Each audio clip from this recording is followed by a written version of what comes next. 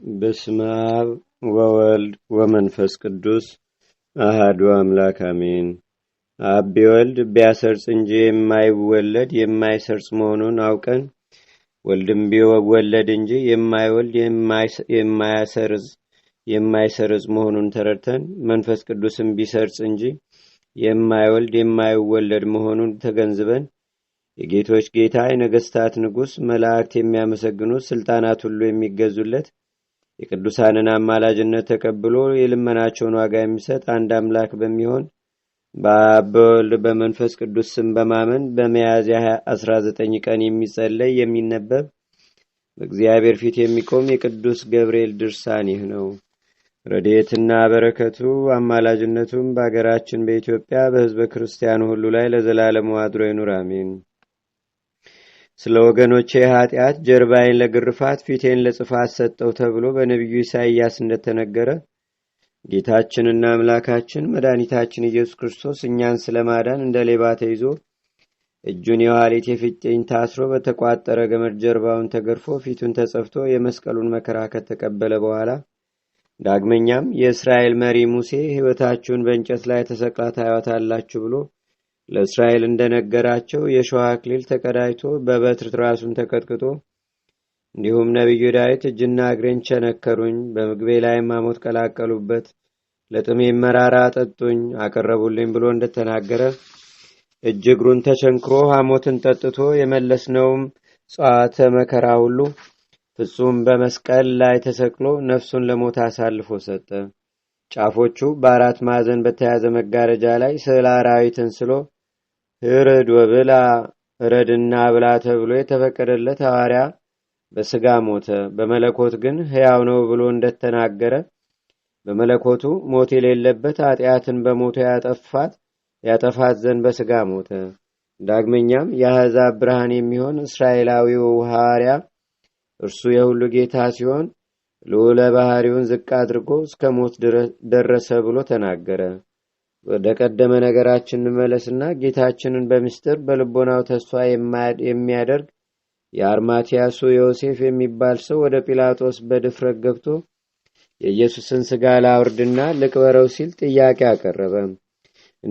እንዲሁም ቀድሞ ሌሊት ወደ ኢየሱስ እየሄደ ትምህርቱን የሚቀስም ኒቆዲሞስም የሚባል የአይሁዶች አለቃ መጥቶ ከተቸነከሩ እጆቹና እግሮቹ ትኩስ ደም እየተንጠባጠበ ሁለቱ በመተባበር ከመስቀል ላይ አውርደው በንጹሕ በፍታ ገንዘው በአዲስ መቃብር ቀበሩት። በዚያም 3 መዓልት 3 ሌሊት ቆየ። ከዚህ በኋላ ይህን ቤተ መቅደስ አፍርሱትና በ3 ቀን አድሰዋለሁ ሲል ለአይሁድ እንደነገራቸው በመለኮቱ ኃይል በሦስተኛው ቀን ተነሳ። መቅደስ የተባለውም ሰውነቱ ነበር። ከሳምንቱም በመጀመሪያይቱ ቀን እሁድ ማለዳ አምላክን የወለደች ንጽሕት እመቤታችን የመግደላዊቱ ማርያምና ሌሎችም ሴቶች መቃብሩን ሊመለከቱ ሥጋውንም ሽቱ ሊቀቡ መጡ። ያን ጊዜም ብርሃናውያን ሊቀ መላእክት ቅዱስ ገብርኤል እንደ በረድ ነጭ የሆነ ልብስ ለብሶ በመቃብሩ አፍ ላይ ተቀምጦ ታያቸው። እነርሱም ባዩት ጊዜ እጅግ ፈሩ። የመቃብሩ ጠባቂዎችም በወንጌል እንደተነገረው ከግርማው የተነሳ እንደ በድን ሆኑ። እነሆ በዚያን ጊዜ የእግዚአብሔር መልአክ ከሰማይ ወርዶ ያችን ድንጋይ ገለባብጦ በላዩ ላይ ተቀምጦ ነበርና ከባድ መናወጥ ሆነ። ሴቶቹን ግን እናንተስ አይዟችሁ፣ አትፍሩ፣ የተሰቀለውን ኢየሱስን እንደምትሹ አውቃለሁና አላቸው። ቀጥሎም እርሱ ከዚህ ዓለም ተነስቷል፣ መነሳቱንም ለደቀ መዛሙርቱ ሄዳችሁ ንገሩ ብሎ አዘዛቸው። ይህንንም ቃል በሰሙ ጊዜ በፍጹም ደስታ በፍጥነት ሄደው ለደቀ መዛሙርቱ ነገሯቸው። ዳግመኛም ጌታችን ከሙታን ተለይቶ ከተነሳ ከ40 ቀን በኋላ ወደ ሰማይ በሚያርግበት ጊዜ ቅዱስ ገብርኤል እናንተ መኳንንቶች በራፎችን ክፈቱ፣ ልዩ ልዩ የሆኑ ደጃፎችም ሁሉ ይከፈቱና የክብር ባለቤት ይግባ በማለት በታላቅ ቃል አሰምቶ ተናገረ። እነርሱም የክብር ንጉሥ ማን ነው ባሉት ጊዜ መልአከ ምስጢር ቅዱስ ገብርኤልም የሰውን ሥጋ በመልበስ የሞትን ሥልጣን ሽሮ በሲኦል ያሉትን ነፍሳት ሁሉ ማርኮ ወደ ቀደመ መኖሪያው ወደ ሰማይ የወጣ ኃያል እግዚአብሔር የክብር ንጉሥ እርሱ ነው አላቸው። ይህንንም በሰሙ ጊዜ ደስታቸውን በእልልታና በምስጋና ገለጡ። ነጋሪት እየጎሰሙ እምቢልታ እየነፉ ተቀበሉት። በባህሪው የማይታይ በሥጋ የተገለጸ እርሱም በግልጥ አይተው ከደም ግባቱ የተነሳ አደነቁ። የፊቱን ብርሃን ለማየት ሲመኙ የኖሩና በመለኮትነቱ እሳት እንዳይቃጠሉ በመብረቅ መጽሔት ፊታቸውን ሲሸፍኑ የነበሩ መላእክት አይተው ጠገቡት። ከመንፈስ ቅዱስ አብራክ የተገኛችሁና ከቅድስት ዮርዳኖስ ማዕፀን የተወለዳችሁ ክቡር ሥጋውን ቅዱስ ደሙን ቅዱስ ሥጋውን በመብላት ቅዱስ ደሙን ከመንፈስ ቅዱስ አብራክ የተገኛችሁና ከቅድስት ዮርዳኖስ ማዕፀን የተወለዳችሁ ሥጋውን በመብላት ደሙን በመጠጣት ያደጋችሁ እናንተ የሰማያዊት መንግሥት ልጆች ሆይ አስተውሉ፣ ተመልከቱ። ይኸውም ተሰጥቶ የማያልቅ የዘላለም መስዋዕት ነው። ሊቀ ካህናት እንደመሆኑ ራሱ መስዋዕት አቅራቢ ሲሆን ይህ ስለ ኃጥአን ቤዛ የተሰዋ ንጹሕ በግ በመለኮቱ ከአባቱና ከመንፈስ ቅዱስ ጋር መስዋዕት ተቀባይ ነው።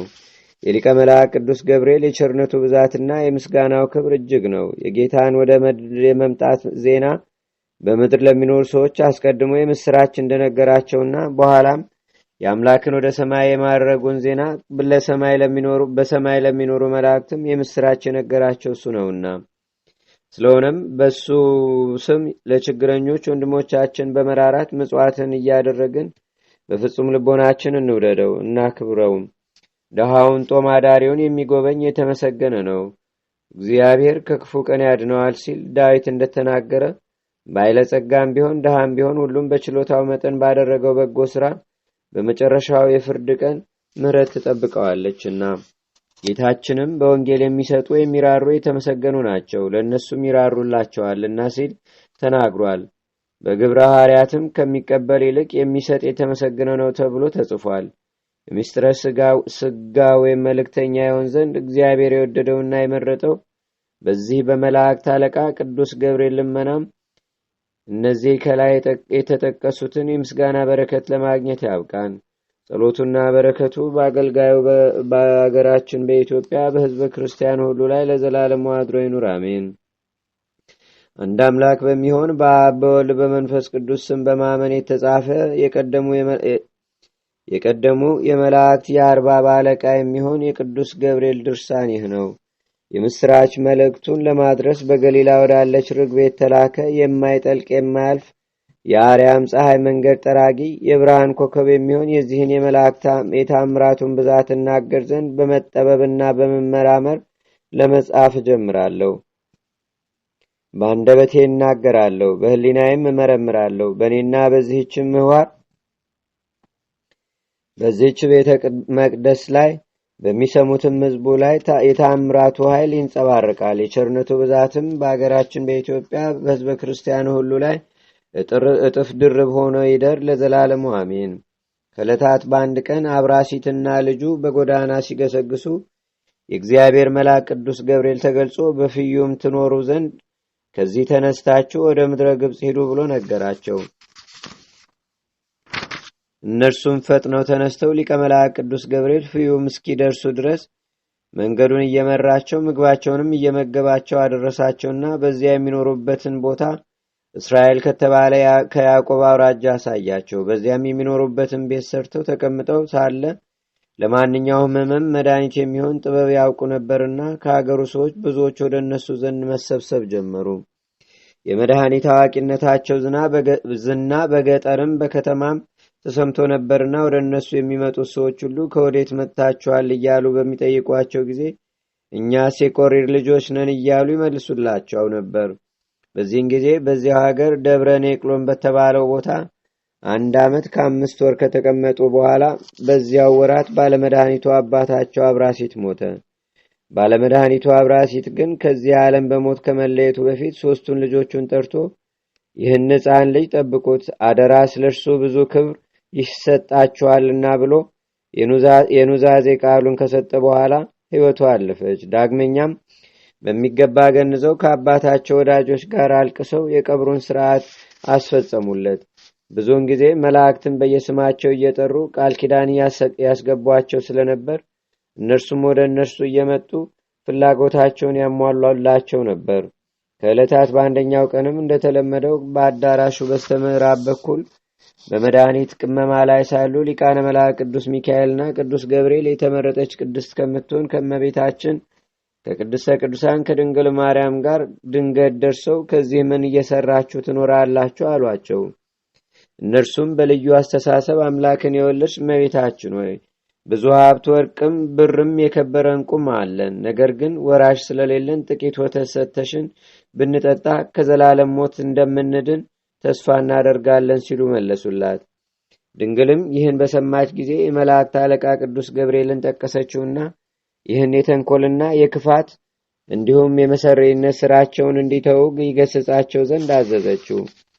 ጎልማሳው አውርም ይህን በወንድሞቹና በራሱ ላይ የታዘዘውን ቁጣ በተመለከተ ጊዜ ስተቱንና ጥፋቱን አውቆ አቤቱ ሁሉን የምትማልድ ቅዱስ ገብርኤል ሆይ ስለ አእምሮአችን ጉድለት ስለ በደላችን ብዛት እንዳይፈረድብን እለምንሃለሁ በማለት ከእግሩ ስር ወድቆ ተማጸነ። ዳግመኛም የመላእክት አለቃ ቅዱስ ገብርኤል ሆይ እነሆ ዛሬ እኛን ለማዳን እግዚአብሔር ወደዚህ ዓለም እንደመጣ ተረድተናልና ይቅር በለን እያለ ለመነ።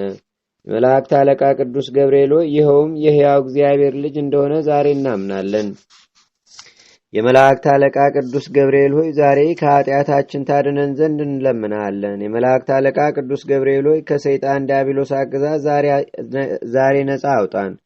የመላእክት አለቃ ቅዱስ ገብርኤል ሆይ ከጠላታችን ከሰይጣን አገልጋይነት ዛሬ ተላቀናልና የመላእክት አለቃ ቅዱስ ገብርኤል ሆይ ከሞት ኃጢአት ዛሬ አድነን። የመላእክት አለቃ ቅዱስ ገብርኤል ሆይ ከዚህ ዓለም ነውረ ኃጢአትና ርኩሰት ነፃ አድርገን። የመላእክት አለቃ ቅዱስ ገብርኤል ሆይ አምንብሃለሁ፣ ስለሆነም እነሆ የጌታዬ ታማኝ ባሪያው ሆናለሁ። ከልጅነቴ ጀምሮ እስከ ዛሬ ድረስ ትጠብቀኝ ኑረሃልና በዚህች ዕለትም እንዳትቀጽፈኝ ማልድሃለሁ። የመላእክት አለቃ ቅዱስ ገብርኤል ሆይ የንጉሥ ወታደር በጌታው ፊት የውሻ ግዳይ ይጥል ዘንድ አይገባውም። የመላእክት አለቃ ቅዱስ ገብርኤል ሆይ በእውነት እናገርሃለሁ፣ እነሆ እኛ ከአራዊትና ከእንስሳ ከሰውም ፍጥረታት ሁሉ የረከስን ነን። እነርሱ የፈጠራቸውን ጌታ ያውቃሉና፣ እኔና ወንድሞቼ ግን ዓለሙን ሁሉ የፈጠረውን አምላክ ትተን አምላክነት ለሌላቸው ርኩሳን አማልክት ተገዛን፣ ፈቃዳቸውንም ፈጸምን። የመላእክት አለቃ ቅዱስ ገብርኤል ሆይ እንዲህ አይደለም፣ አይሁን። ስለ ኃጢአታችንና ስለ አእምሮአችን ጉድለት ለፈጣሪያችን ሰውነታችንን ባላስገዛን ፍጹም በድንም በሆነ በረከሰና በከረፋ ስጋችን ላይ ንጹሕ ጦር በእኛ ላይ አታነጣጥር። እኛን ለተሸከመች ማኅፀን ወዮላት፣ እንደ መቃብር በተደፈነች በተሻላት ነበር። ተወልጄ የዚህን ዓለም የፀሐይ ብርሃን ላየሁ ለእኔ ወዮልኝ።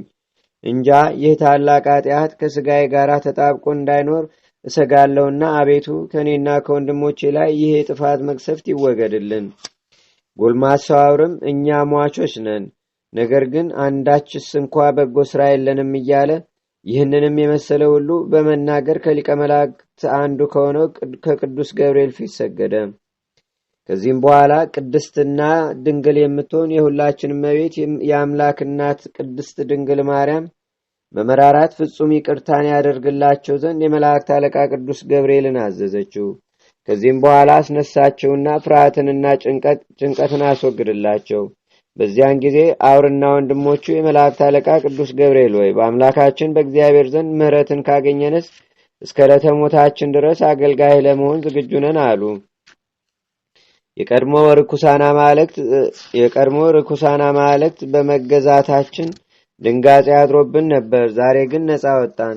እነሆ ዛሬ ከሚያመሰግኑ መዘምራን ማኅበርና የታመኑ ከሆኑ ከጌታችን ከክርስቶስ ወገኖችም ጋር አንድ ሆንን። እነሆ ዛሬ ከኃጢአት ሞት አምልጠን ነፃነትን አገኘን። የምሕረት አምላክ በሚሆን በጌታችንና በአምላካችን በመድኃኒታችን በኢየሱስ ክርስቶስም በማመናችን ቤተሰቡ ሆንን። ዳግመኛም ከአስማተኝነታችንና ከሌላም ሁሉ ተላቀን በዚህ እንገኛለን። ከሞት ኃጢአት ታድነን ዘንድ ለአማላጅነትህ፣ ለይቅር ባይነትህ፣ ለፍጹም ገናንነትህ ክብር ያለኝን ሁሉ ለአንተ ሰጣለሁ አለ። የመላእክት አለቃ ቅዱስ ገብርኤልም እንዲህ ሲል መለሰ፣ በውኑ እኔ እንደ ምድራዊ ንጉሥ ጭፍራ ነኝን? ወይም ደግሞ እንደዚህ ዓለም ሰው የዚህን ዓለም ገንዘብና ሀብት የምፈልግ ነኝን? ዳሩ ግን የእኔ ፈቃድ ሁልጊዜ መታሰቢያ የሚደረግባት ስም የሚጠራባት ቤተ ክርስቲያን እንድትሰሩ ነው። እኔም የሚያስፈልጋችሁን ሁሉ ሰጣችኋለሁ። ጌታዬና ንጉሴ ኢየሱስ ክርስቶስም ኃጢአታችሁን ይቅር ይላችሁ ዘንድ እማልደዋለሁ አላቸው። እነርሱም ጌታችን ሆይ ያዘዝከንን ሁሉ ፈጥነን እናደርጋለን አሉት። ከዚህ በኋላ ከእነርሱ ተሰውሮ ወደ ሰማይ ወጣ። የመልአኩ የቅዱስ ገብርኤል ጸሎትና በረከቱ አማላጅነቱን በአገራችን በኢትዮጵያ በሕዝበ ክርስቲያኑ ሁሉ ላይ ለዘላለሙ አድሮ ይኑር፣ አሜን። ልመናው አማላጅነቱ በአገራችን በኢትዮጵያ በሕዝበ ክርስቲያኑ ሁሉ ላይ ለዘላለሙ ይደረግልንና የመላእክት አለቃ ቅዱስ ገብርኤል ያደረገው ተአምር ይህ ነው። በአንድ ኔቅሎን በሚባል አገር የሚኖሩ ሰዎች በሊቀ መላእክት ቅዱስ ገብርኤል ስም ቤተ ክርስቲያን ለመስራት በተነሱ ጊዜ ቅዱስ ገብርኤል በፊታቸው እየተመላለሰ ቤተ ክርስቲያኑ የሚሰራበትን ቦታ ቀየሰላቸው። እመቤታችን ቅድስት ድንግል ማርያምም መካነ ምስዋዕንና የታቦቱን ምቋመ መንበር አመለከተቻቸው። ቀጥሎም ለጣራና ለግድግዳው እንዲሁም ለመዝጊያና ለአምዱ መቆሚያ የሚሆኑትን ቦታዎች ሁሉ ካዘጋጀላቸው በኋላ ከቤተ ክርስቲያኑ ሕንፃ የተረፈውን ቦታ ማለት በረንዳውን ለሕዝብ መጠለያ ይሆን ዘንድ በያዘው በትረ ወርቅ ለክቶና መጥኖ ሰጣቸው። ከዚህ በኋላ የመላእክት አለቃ ቅዱስ ገብርኤል ባርኳቸውና የማበረታቻ ቃልም ሰጥቷቸው በታላቅ ክብር ወደ ሰማይ አረገ። አውር ግን በዚህ ዕለት የተደረገውን ታምራት ሁሉ ይመለከት ነበር። እነርሱም ቅዱስ ገብርኤል ተገልጾ ይህን መመሪያ ከሰጣቸው ከ8 ቀን በኋላ ለቤተ ክርስቲያኑ ሥራ መሰረት ጣሉ። አናጺዎችና የቀን ሰራተኞችም ሁሉ በየሙያቸው ተሰብስበው በታላቅ ደስታ ለቤተ ክርስቲያኑ የሚያስፈልገውን ጥሬ ዕቃ ማቅረብ ጀመሩ። በፍዩም አገር የሚኖሩ ታላላቅ ሰዎችም የሊቀ መላእክት ቅዱስ ገብርኤልን ቤተ ክርስቲያን ሥራ መጀመሩን በሰሙ ጊዜ እንደ ችሎታቸው መጠን እርዳታ አደረጉ፣ ብጽዓት ነበረባቸውና።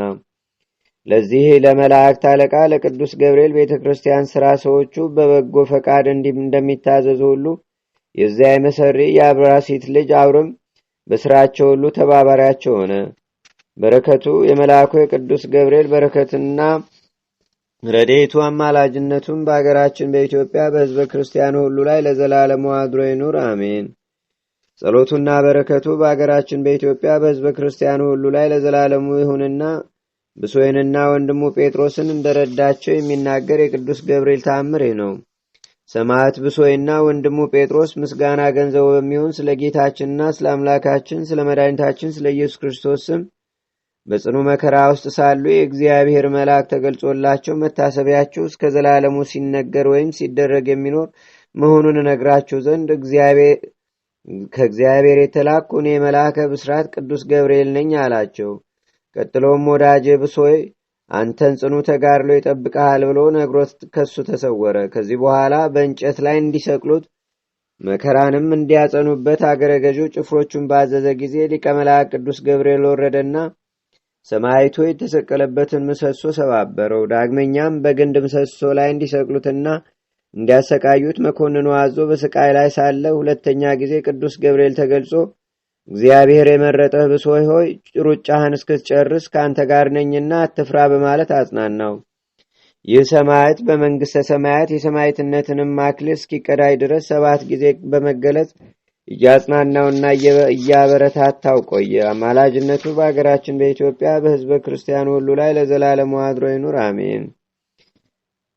አላዊ መኮንን ባዘዘ ጊዜ እንዲሰቀል ሰማዕት ብሶይን የሰማዕትነት አክሊል እስኪቀበል ገብርኤል ሆይ ተገልጠህ በመታየት በገቢረ ተአምር ወኃይል እንዳጽናናሁና እንዳረጋጋሁ ምንም ሳታጓድል እኔንም አጽናኝ ርስቴ መቃብርን ከማሰብ እንዳላወላውል።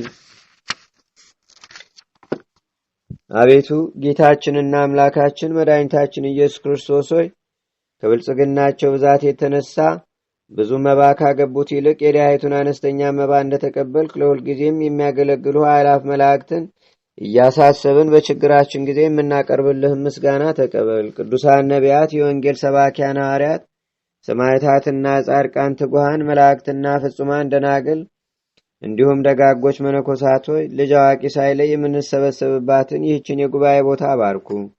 ይህን መጽሐፍ ወረቀቱን አዘጋጅቶ ብራና ደምጾ ብዕር ቀርጾ የጻፈውና ያጻፈውን ወይም በማኅተም ያሳተመውን ከግዕዝ ወደ አማርኛም የተረጎመውን ቃለ ንባቡንም በእርጋታ መንፈስና በተመስጦ ሕሊና የሰማውን ያደመጠውንም በደለኛና ሁሉን በአማላጅነቷ የምታስምር በጌታችንና በአምላካችን በመድኃኒታችን በኢየሱስ ክርስቶስ እናቱ በቅድስተ ቅዱሳን በድንግል ማርያም ጸሎት ጌታችንና አምላካችን መድኃኒታችን ኢየሱስ ክርስቶስ አገራችን ኢትዮጵያ ሕዝበ ክርስቲያኑን ሁሉ በቸርነቱ ይጠብቀን። ከመልአኩ ከቅዱስ ገብርኤል ረድኤትና በረከት ያሳትፈን ለዘላለሙ አሜን።